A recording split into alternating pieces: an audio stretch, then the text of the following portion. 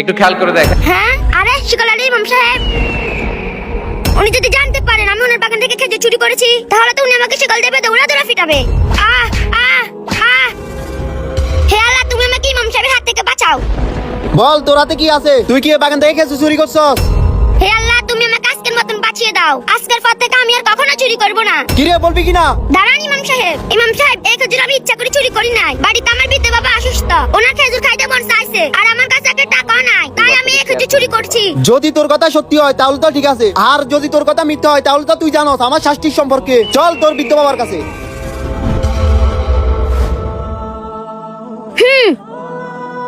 আমার বাবা তো দুনিয়াতে বেঁচে নেই, আমি তো ইমাম সাহেবকে মিথ্যা বলছি, এখন আমার কি হবে? তোমার অসততা দেখে তোমাকে ছেড়ে দিলাম। হ্যাঁ? হ্যাঁ? যাদের বাবা বেঁচে আছে তারা কমেন্টে লিখে আলহামদুলিল্লাহ। গাইস, ভিডিওটি ভালো লাগলে চ্যানেলটি সাবস্ক্রাইব করুন।